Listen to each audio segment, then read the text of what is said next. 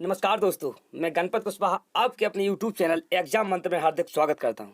दोस्तों, जो कभी संघर्ष से परिचित नहीं होता वो कभी चर्चित नहीं होता। दोस्तों, हिस्ट्री चैलेंज में मैं आपके लिए लेकर आया हूं पार्ट नंबर 2, जिसमें टॉप 20 क्वेश्चन लेकर आता हूं जो SSC बैंक रेलवे में कई बार पूछे गए हैं। तो दोस्तों, ज़्यादा समय ना लेते हुए मैं आपको बता दूं कि अगर आपने अभी तक हमारा चैनल सब्सक्राइब नहीं किया है तो सब्सक्राइब कीजिए और शेयर कीजिए, ताकि जो आने वाले वीडियो हैं उनका नोटिफिकेशन आपको मिल सके। तो दोस्तों, हमारा चैनल स्वीकार कीजिए और देखिए कि अगर आपने कभी ज़िंदगी में इतिहास पढ़ा है तो आप 25 में से 10 क्वेश्चन के सही आंसर देके बताइए। तो दोस्तों, आज का हम शुरू करते हैं। हमारा पहला प्रश्न है कि फतेहपुर सीकरी का निर्माण किसने करवाया था? फतेहपुर सीकरी का निर्माण किसने करवाया था? अकबर, शेरशाह, शाहजहां या फिर बाबर? तो दोस्तों, इसका सही आंसर हो जाएगा A is the correct answer. Fatehpur Sikri का निर्माण किसने करवाया था? अकबर ने करवाया था। हम अगला प्रश्न देखते हैं।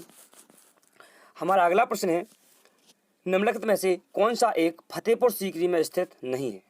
पंचमहल, मोती मस्जिद, सलीम चिश्ती का मकबरा, मरियम पैलेस? तो दोस्तों, हमें बताना है कि इन चारों में से कौन फतेहपुर सीकरी में स्थित नहीं है। जो स्थित नहीं है हमें वो बताना है। तो दोस्तों, इसका करेक्ट आंसर हो जाएगा मोती मस्जिद। पंचमहल, मोती मस्जिद, सलीम चिश्ती का मकबरा और मरियम पैलेस, इनमें से मोती मस्जिद क्या है? फतेहपुर सीकरी में स्थित नहीं है। जो मोती मस्जिद है वो कहाँ स्थित है? मोती मस्जिद दिल्ली तथा आगरा के किले में क्या है? स्थित है। कहाँ है? एक मोती मस्जिद दिल्ली के किले में है और एक मोती मस्जिद आगरा के किले में है। तो दोस्तों, पंचमहल, सलीम चिश्ती का मकबरा, मरियम पैलेस, ये सभी फतेहपुर सीकरी में स्थित है। हम देखते हैं दोस्तों अगला प्रश्न। हमारा अगला प्रश्न है, अकबर अपना धार्मिक विचार विमर्श कहाँ करता था? धार्मिक विचार विमर्श कहाँ करता था? जोधाबाई महल, पंचमहल, इबादत खाना या बुलंद दरवाजा? तो दोस्तों, अकबर जो है अपना धार्मिक विचार विमर्श इबादत खाने में करता था। कहाँ करता था? इबादत खाने में। सी इज द करेक्ट ऑप्शन, ठीक है आंसर। अब देखते हैं हम अगला प्रश्न। हमारा अगला प्रश्न है कि प्रयाग नगर को इलाहाबाद अल्लाह का नगर नाम किसने दिया था? दोस्तों, बहुत बढ़िया प्रश्न है और SSC में पूछा भी गया है। दोस्तों, जो प्रयाग नगर है इसको इलाहाबाद अल्लाह का नगर किसने नाम दिया था? तो वो औरंगजेब, अकबर, शाहजहां या बहादुर शाह जफर? हमें ये जरूर बताना है। और हमें ये भी बताना है कि जो अब इलाहाबाद से प्रयागराज किसने कर दिया है? तो दोस्तों, जो हमारा 29 का क्वेश्चन है, इसका जो करेक्ट आंसर हो जाएगा वो हो जाएगा आपका अकबर। लगभग सभी को पता होगा। तो जो प्रयाग से इलाहाबाद किसने किया था नाम? अकबर ने। ठीक है दोस्तों, हम अगला प्रश्न देखते हैं। हमारा अगला प्रश्न है, अकबर के आरंभिक दिनों में उसका रीजेंट कौन था? अकबर के आरंभिक दिनों में उसका रीजेंट कौन था? अकबर के आरंभिक दिनों में उसका रीजेंट कौन था? तो दोस्तों, अब्दुल फजल, बैरम खां, तानसेन या टोडरमल? बहुत इंपॉर्टेंट क्वेश्चन है, ये भी SSC में पूछा गया है। दोस्तों, आपको बता दें, रीजेंट होता है संरक्षक। रीजेंट क्या होता है? संरक्षक। रीजेंट होता है संरक्षक। ठीक है दोस्तों, रीजेंट क्या होता है? संरक्षक। तो हमें बताना है कि जो अकबर के जो शुरू के दिनों में जो उसका संरक्षक कौन था? वो था बैरम खान। कौन था? बैरम खान। तो दोस्तों, इसका करेक्ट आंसर हो जाएगा बी। अब हम अगला प्रश्न देखते हैं। हमारा अगला प्रश्न है कि अकबर का अभिरक्षक कौन था? देखो दोस्तों, अभी पिछले ही वो क्वेश्चन पूछा गया और घुमा फिरा के फिर वही क्वेश्चन, अकबर का अभिरक्षक या संरक्षक कौन था? तो Bairam Khan is the correct answer. हम अगला क्वेश्चन देखते हैं दोस्तों। हमारा अगला प्रश्न है दोस्तों, निम्नलिखित में से किस शासक ने जजिया समाप्त किया था?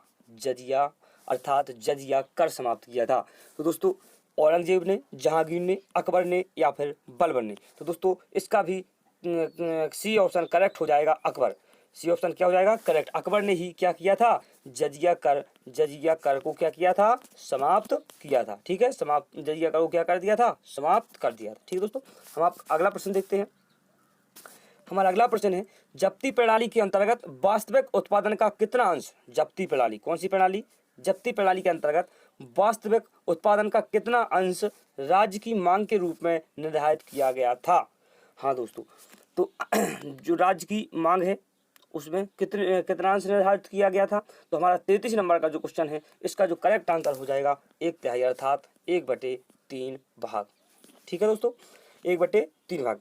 हमारा अगला प्रश्न है कि अकबर का प्रसिद्ध राजस्व मंत्री कौन था? अकबर का प्रसिद्ध राजस्व मंत्री कौन था? राजस्व मंत्री के बारे में बताना है तो कौन था?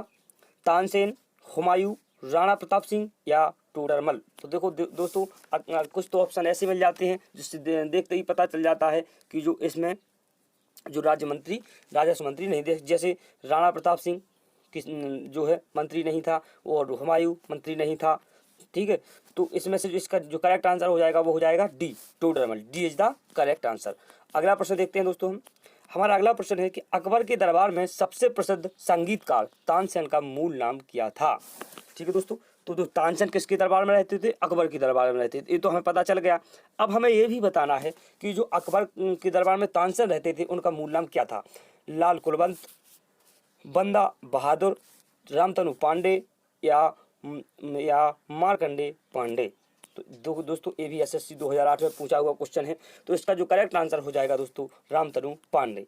सी इज द करेक्ट ऑप्शन। बहुत सही चल रहे हैं आप लोग। दोस्तों अगर आपने चैनल को सब्सक्राइब नहीं किया अभी तक तो सब्सक्राइब कीजिए और अपने अन्य दोस्तों में शेयर कीजिए। हम अगला प्रश्न देखते हैं।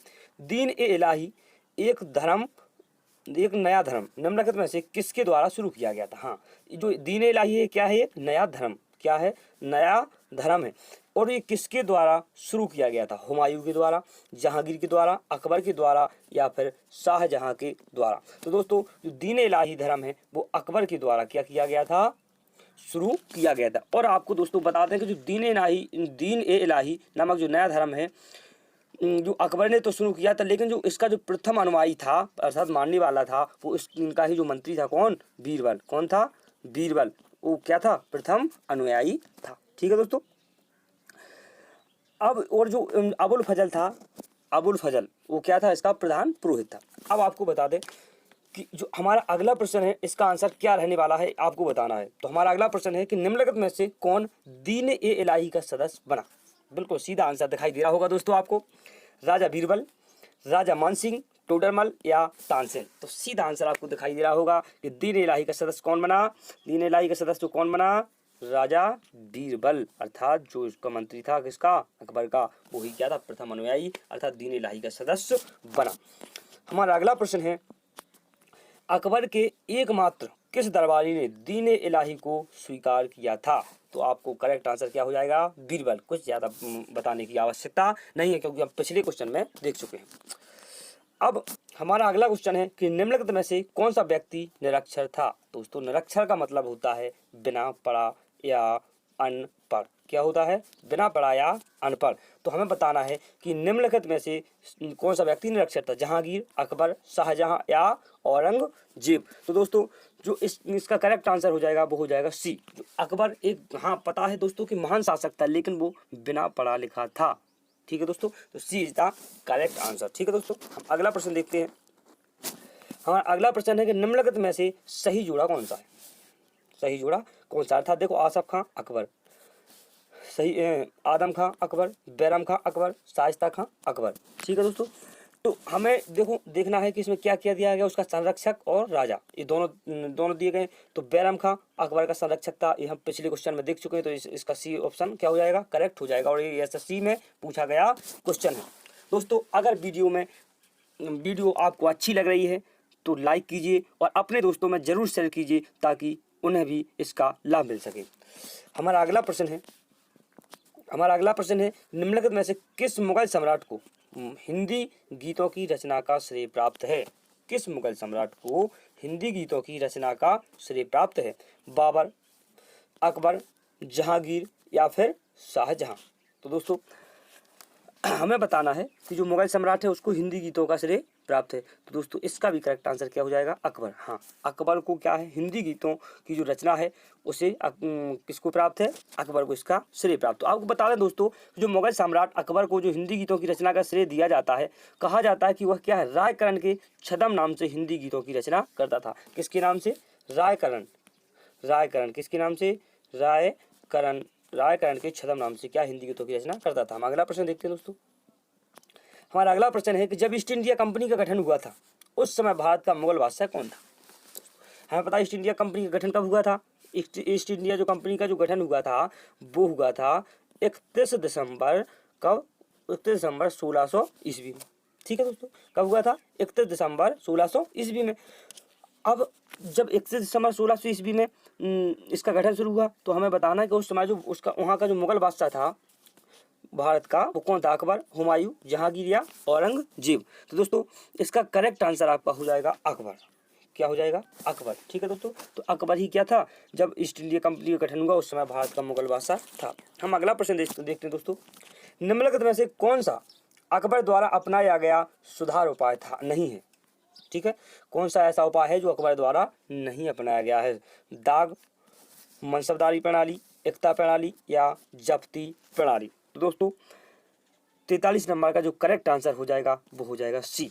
क्या हो जाएगा? सी इज द करेक्ट आंसर, एकता प्रणाली। तो दोस्तों दाग प्रथा, मनसबदारी प्रणाली तथा जब्ती प्रणाली तो किसने? अकबर द्वारा अपनाया, लेकिन एकता प्रणाली की जो शुरुआत है, देखो दाग, मनसबदारी और जब्ती ये किसके द्वारा? अकबर द्वारा अपनाई गई। लेकिन जो एकता प्रणाली है इसकी शुरुआत किसने की थी? इसकी शुरुआत की थी इल्तुतमिश ने। किसने की थी? इल्तुतमिश ने। ठीक है दोस्तों, अब हम अगला प्रश्न देखते हैं। हमारा अगला प्रश्न है, थोड़ा क्लियर दिखाई नहीं दे रहा है लेकिन कोई दिक्कत नहीं, पढ़ के बता देते हैं। किसके शासनकाल में तुलसीदास ने रामचरितमानस लिखी? हाँ दोस्तों, अभी रामायण का सीरियल बहुत ज़्यादा हिट हुआ है और डीडी नेशनल पर रामायण बहुत ज़्यादा देखी जा रही है, सुबह और शाम। ये हम लोगों की आस्था है। ठीक है दोस्तों, तो हमें बताना है किसके शासनकाल में तुलसीदास ने रामचरितमानस लिखी? बाबर, औरंगजेब, अकबर या जहांगीर। तो दोस्तों इसका जो करेक्ट आंसर हो जाएगा वो हो जाएगा अकबर। तो अकबर के शासनकाल में किसने? तुलसीदास जी ने रामचरितमानस लिखी। अब हमारा अगला प्रश्न है, तुलसीदास ने रामचरितमानस किसके शासनकाल में लिखी? सीधा answer, beach the correct answer. किसके शासनकाल में? अकबर के शासनकाल में। अगला प्रश्न है कि जहांगीर का अर्थ क्या है? बता चुके हैं दोस्तों कि जहांगीर का अर्थ क्या होता है। तो राष्ट्र का अधिपति, महाधिपति, विश्व विजेता या सत्य युद्धों का नायक। तो दोस्तों आपको बता दें कि जहांगीर, तो जहांगीर का अर्थ होता है विश्व विजेता। सी इज द करेक्ट आंसर। ठीक है दोस्तों, हमारा अगला प्रश्न है कि निम्नलिखित में से किस मुगल सम्राटों ने स्वयं अपनी आत्मकथा लिखी? हाँ, किसने स्वयं अपनी आत्मकथा लिखी? शाह आलम और फर्रुखसियर, बाबर और जहांगीर और शाहजहां, अकबर और औरंगजेब। तो दोस्तों बता दें आपको कि जो बाबर और जहांगीर हैं, कौन? बाबर और जहांगीर, इन्होंने क्या है? अपनी जो आत्मकथा है वो क्या लिखी? आत्मकथा स्वयं लिखी। ठीक है, जो आत्मकथा लिखी इन्होंने क्या लिखी? स्वयं लिखी। इन्होंने अपनी आत्मकथा स्वयं लिखी। तो बीच द करेक्ट आंसर। हम अगला प्रश्न देखते हैं दोस्तों। हमारा अगला प्रश्न है कि चित्रकारी किसके शासनकाल के दौरान अपने उच्चतम स्तर पर पहुंची? चित्रकारी थी वो किसके शासनकाल में अपने उच्चतम शिखर पर पहुंची, मतलब सबसे ऊंची शिखर पर पहुंची? अकबर के शासनकाल में, औरंगजेब के शासनकाल में। दो ऑप्शन दिखाई नहीं दे रहे हैं। तो दोस्तों जहांगीर के, यहाँ पे जो ऑप्शन है जहांगीर के शासनकाल में या शाहजहां के शासनकाल में। दोस्तों इसका जो करेक्ट आंसर हो जाएगा सी इज द करेक्ट आंसर, अर्थात किसके शासनकाल में? जहांगीर के शासनकाल में जो है वो क्या पहुंची? अपने उच्चतम शिखर पर पहुंची चित्रकारी। अगला प्रश्न है हमारा अगला प्रश्न है कि इंग्लैंड के तत्कालीन राजा जेम्स प्रथम द्वारा जहांगीर के शाही दरबार में राजपूत के रूप में निम्नलिखित में से किसको भेजा गया था?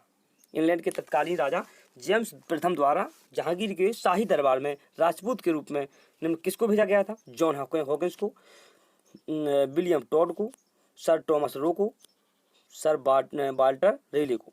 तो हमारा 49 नंबर क्वेश्चन का जो आंसर हो जाएगा वो हो जाएगा ए, सर जॉन हॉकिंस को। किसे भेजा गया था?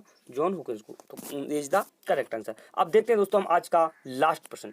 हमारा आज का लास्ट प्रश्न है कि किस मुगल शहंशाह ने तंबाकू के प्रयोग का निषेध कर दिया था? अर्थात तंबाकू के प्रयोग पर क्या लगा दी थी? रोक लगाती थी। दोस्तों आपको बता दें कि उत्तर प्रदेश में भी पान मसाले पर बैन लगा दिया गया है, क्योंकि जो कोरोना वायरस है वो लार से भी फैलता है।